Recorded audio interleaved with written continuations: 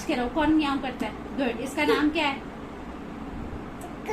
Cat. Good. Which basket has less eggs? What is this? Spoon. Okay. Which plate has 2 cookies? 2 cookies किस में है? Count करो, 2 cookies किस में है? इनमें से कौन सा फ्लाई नहीं कर सकता? क्या नाम है इसका? Which one is moon? Moon कहाँ है? मून को टच करो।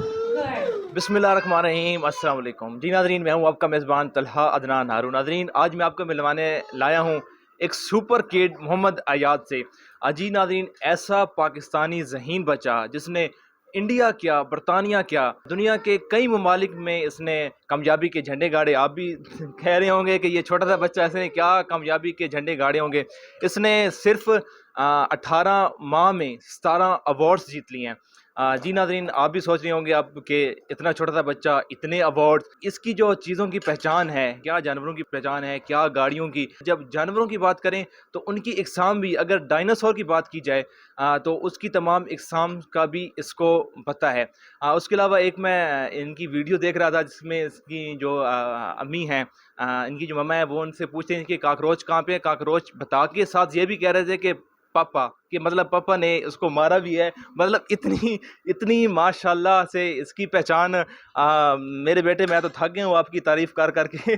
बेशक ये सर्टिफिकेट का भी मुस्तहिक है, मुबारक का भी मुस्तहिक है, उतनी ही इनकी जो वालिदा हैं वो भी उतनी ही मुबारक की मुस्तहिक हैं। तो सबसे पहले तो मेरी और ऑडियंस की जानिब से आपको मुबारकबाद।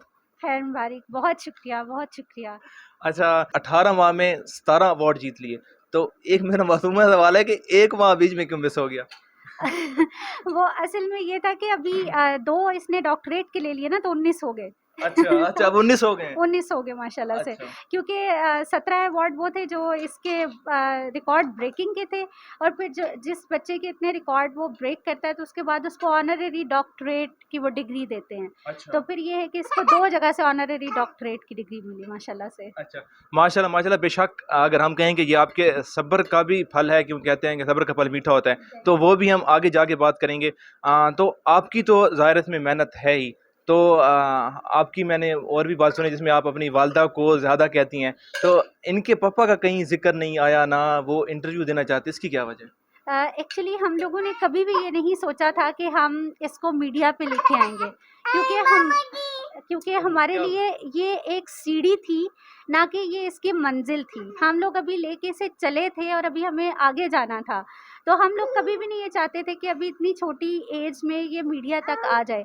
तो वो मैंने ऐसे ही अपनी एक दोस्त से इसके अवार्ड्स शेयर किए, एक पिक्चर शेयर की, तो उसने क्या किया कि उसने एक साइट पे दे दी। जी। तो वहाँ से ये था कि कुछ लोगों ने, जब ज़ाहिर है एग्ज़ैक्ट इन्फॉर्मेशन नहीं दी गई, तो वहाँ पे नीचे कमेंट्स बहुत नेगेटिव। उसके बाद फिर ये था कि उन्हीं उन्हीं साइट से किसी ने कह दिया कि ये फेक है, मतलब अवार्ड्स नहीं जीते। तो मुझे मजबूरन मीडिया के सामने आना पड़ा। तो इसके फादर का ये था कि जैसे पाकिस्तान के हालात हैं, जी। हम लोग बहुत प्यार करते हैं ज़ाहिर है पाकिस्तान से, लेकिन हालात से डरते भी हैं जी। कि कहीं उनको, तो बच्चों के लिहाज से कभी हालात नामुनासिब भी होते हैं। हाँ जी। तो इस वजह से फिर इनके पापा का था कि आप जो हैं वो एक बड़ा कंपोज़ आप इंटरव्यू दे दें, तो जब मेरी कभी होगी तो मैं इंशाल्लाह आपके बैक एंड पे तो वही खड़े हैं। अगर हाँ आज मैं जी। यहाँ पे बैठी हूँ तो ये उनके पापा की वजह से है, जी। अदरवाइज़ तो मुमकिन ही नहीं था। एक अकेली औरत तो कुछ नहीं कर सकती। जी। तो नानो को इसलिए मैं करती हूँ क्योंकि वो ज़ाहिर है, एक तो बेड रिडन थी, अब तो उनकी डेथ हो गई, अल्लाह ताला उनको जन्नत में जगह दे। तो वो बड़ी खुश होती थी जब उनका नाम लिया जाता, तो बड़ी खुश होती थी कि देखो जी। मैं इंटरव्यू में मेरा नाम लिया गया। तो इस वजह से उनको ज़रा हाईलाइट हम ज़्यादा करते थे कि वो देख के खुश हो जाएँ। जी। तो ये वजह थी। अच्छा, माशाल्लाह, माशाल्लाह। अच्छा, उम्मे अलीन, एक ऐसा भी वक़्त आया जब आप डिप्रेशन में थीं और स्टीरॉइड्स ले रही थी, और उससे भी मुश्किल वक़्त जब डॉक्टर ने आपको कहा कि अबॉर्शन करवा लें, लेकिन आपने इतना मुश्किल फ़ैसला लिया, अबॉर्शन नहीं कराया। हालाँकि आपके पहले भी माशाल्लाह से 2 बच्चे थे। एक पहला होता है, उसकी अलग बात थी। तो इतना मुश्किल फ़ैसला लेने की क्या वजह थी? एक्चुअली ये था कि जब मेरा मेरा पैरालिसिस हुआ तो स्टीरॉइड पे तो मैं थी, लेकिन लोगों की, हमारी सोसाइटी की बातें, और मुझे जेन्युइनली लोग पुरानी और नई वीडियोस टैग करके तो उस पे गाने अजीबो-गरीब कि सोनिया सुरता नहीं रहनियाँ और ये वो, इस तरह के गाने मुझे भेजा करते थे मेरे अपने ही फ्रेंड सर्कल में। तो मैं उस वजह से डिप्रेशन में, और कुछ ज़ाहिर है जब आप इन हालात से गुज़र रहे होते हैं तो आप एंटी डिप्रेसेंट पे चले जाते हैं। तो मुझे सिर्फ ये था कि जो मेरा डिसीजन था एंटी डिप्रेसेंट लेने का, उसमें मेरे बेटे का कसूर नहीं था। बेटा बेटी उस टाइम मुझे नहीं पता था, लेकिन मुझे ये था कि मैं डिप्रेशन में थी तो उसमें इसका कसूर तो नहीं है, मैं इसको क्यों मार दूं इस वजह से कि मैं डिप्रेशन में हूं। तो इस वजह से फिर मैंने इस चीज़ को कंटिन्यू किया। अच्छा, वैसे बड़ा मुश्किल फैसला था। अच्छा, डॉक्टर्स ने कहा था कि इसकी पैदाइश के बाद काफ़ी मुश्किलात आपको होंगी इसको लेकर, तो क्या कुछ मुश्किलात आपका सामना आप कर रही हैं? जी बिल्कुल ऐसे ही है। स्टीरॉइड देखिए, स्टीरॉइड एक ऐसी चीज़ है कि जिसका कहीं न कहीं असर निकलता है। तो पहले शुरू में तो मुझे ये था कि ये देख नहीं रहा, ये नहीं कर रहा, तो मैं उसको बड़ा फ़ोकस्ड इस पे रहती थी कि ये ऐसे क्यों नहीं कर रहा है, ये अच्छा ये कर रहा है, ये कर रहा है, हर चीज़ में मैंने इसको ध्यान रखा। अभी ये है कि इसको खाने का भी प्रॉब्लम है, मतलब सॉलिड पे ये नहीं ट्रांज़िट हुआ, इसको हम इंजेक्शन से भी लिक्विड देते हैं। तो वो बस दुआ है देखने वालों से कि दुआ करें कि वो भी इसका मसला हल हो जाए। अच्छा, आप इतने डिप्रेशन में थीं कि एंटी डिप्रेशन भी ले रही थी, तो डिप्रेशन ख़त्म कैसे हुआ? कैसे जाके आप मैंने जब देखें जब मुझे ये पता था कि मैंने इसके लिए स्टैंड लेना है, तो मैं हमेशा एक बात कहती हूँ कि अगर एक लड़की स्ट्रॉन्ग है, तो एक माँ को उससे डबल स्ट्रॉन्ग होना पड़ता है। तो जब आपके बच्चे के सर्वाइवल का था, क्योंकि ये ऐसे ही था कि आपका बच्चा एक दरिया के अंदर डूब रहा है और आपने उसको निकालना है, या तो मैं अपना बैठ के मातम कर लेती, अपने डिप्रेशन, अपना फेस, अपनी खूबसूरती, अपना वो सब कुछ देख के उसको मैं देखती रहती, या फिर मैं देखती कि मेरा बच्चा डूब रहा है तो उसको मैंने कैसे निकालना है।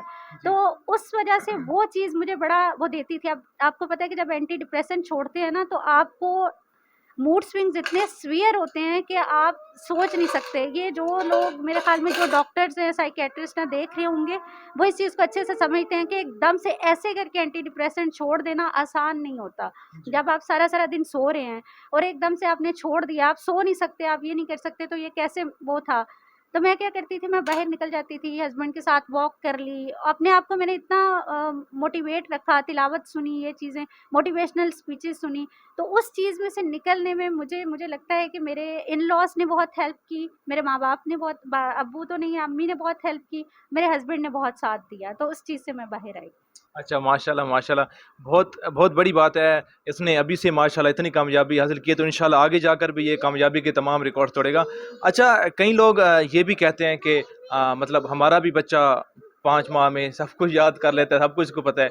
तो अगर वाक़ई उनके बच्चे ऐसे हैं, तो वो उनको क्या प्लेटफ़ॉर्म अपनाना चाहिए कि वो भी अगर इस तरह के रिकॉर्ड हासिल करना चाहें, तो क्या प्लेटफ़ॉर्म अच्छा, अपनाना चाहिए? पहली चीज़ तो ये है कि आपकी अपनी प्रेगनेंसी फ़ाइल आपके पास होनी चाहिए, क्योंकि हमारे पाकिस्तान में 2 नंबरी बहुत है। 4 साल का बच्चा होगा तो कहेंगे कि ये 2.5 साल का है, जी। 3 साल का बच्चा होगा तो कहेंगे कि ये 18 महीने का है या 17 महीने का है। तो सबसे पहले तो आपके पास आपकी अल्ट्रासाउंड रिपोर्ट्स पहले दिन से लेके एंड तक आपके पास वो होनी चाहिए। जी। उसके बाद आपके पास वो पूरी एक वो कहते हैं ना कि एक जो डिस्चार्ज स्लिप होती है आपके पास, वो होनी चाहिए।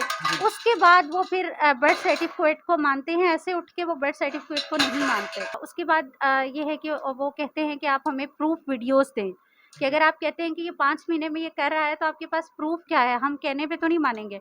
प्रूफ़ वीडियोज़ आपके पास होनी चाहिए। आप उनको वो एक रजिस्ट्रेशन फ़ॉर्म होता है, उसके साथ आप उनको प्रूफ़ वीडियोज़ अपनी सारी जितने भी आपके पास एविडेंस होते हैं, वो सारी भेजते हैं। उसके बाद वो उसको एनालाइज़ करते हैं और उसके बाद ये करते हैं। अब हमारे यहाँ पे ये हुआ कि मोहम्मद के बाद बहुत से माँ-बाप ने उनको ब्लैक लिस्ट किया है, पाकिस्तान की बहुत सी आवाम को।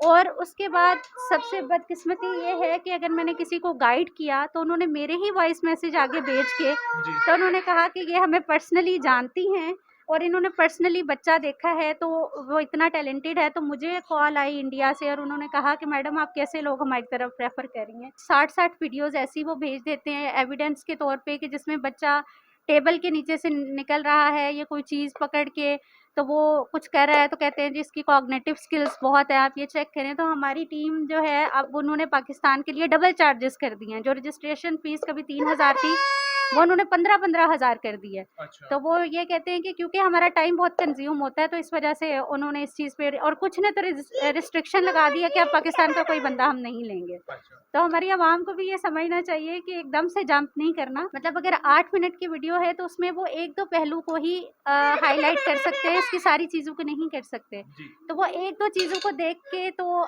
पब्लिक को लगता है कि शायद ये सिर्फ़ यही कर सकता है, तो हमारा बच्चा भी यही कर रहा है। जी। तो वो वीडियोज़ उठा के भेजना शुरू कर देते हैं। तो हाँ अब जी, ये है हालाँकि मुख्तलिफ़ चीज़ें कर सकते हैं। अच्छा, पहला अवार्ड किस पहला अवार्ड इसको 14 मंथ्स की उम्र में मिला। 14 मंथ्स में मिला। आपके पास तमाम वीडियोस आपके पास उसके मुकम्मल? पास हाँ जी, मेरे पास सारी वीडियोस भी हैं और 5-4 महीने में ये राइम्स पे परफॉर्म करता था, वो भी वीडियो मेरे पास हैं। 5 महीने में ये रिकॉग्नाइज कर रहा था कि ये एप्पल है, ये बेबी है, ये इस तरह से है, वो भी वीडियोस मेरे पास हैं। हाँ फिर जी। 10 मंथ्स 11 असल में हम लेट हो गए। जी, 1 अच्छा। साल तक इसको वो सारी चीज़ें आती थी, उसके बाद मेरी मदर बेड रिडन हो गई, तो मैं इसे टाइम ही नहीं दे पाई।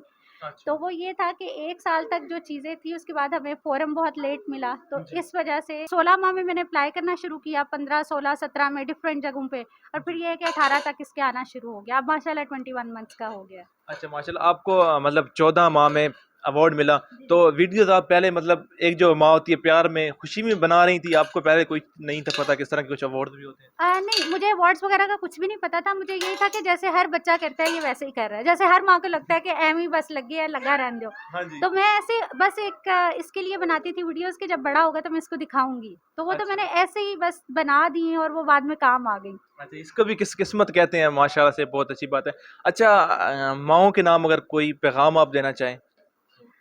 मेरा यही पैगाम है कि एक तो बच्चा जो है हर कोई टैलेंटेड है। जी, अगर मोहम्मद एक एरिया में है तो मेरा दूसरा बच्चा है वो गेम्स में बहुत आगे है। वो पढ़ाई में इतना आगे नहीं है लेकिन गेम्स जी, में बहुत आगे है। जी। तो हर बच्चे का एक टैलेंट होता है तो हमारी पाकिस्तान में इस चीज़ को ये समझना चाहिए कि हमारे सारे बच्चे स्टार हैं और हमने उनको लेके जाना है तो हमने ये देखना है कि उनमें स्पेशलिटी क्या है। जी, हमने उसको कैसे ग्रूम करना है और उसके बाद आगे लेके जाना है। जी।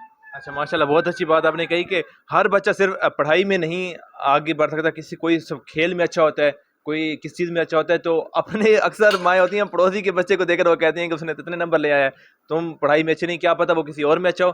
तो आपके बच्चे के अंदर जो स्किल्स हैं, आप उनको पहचानें। इसी के साथ ही अपने मेज़बान मोहम्मद तलहा अदनान को दीजिए इजाज़त। अल्लाह ने के बाद।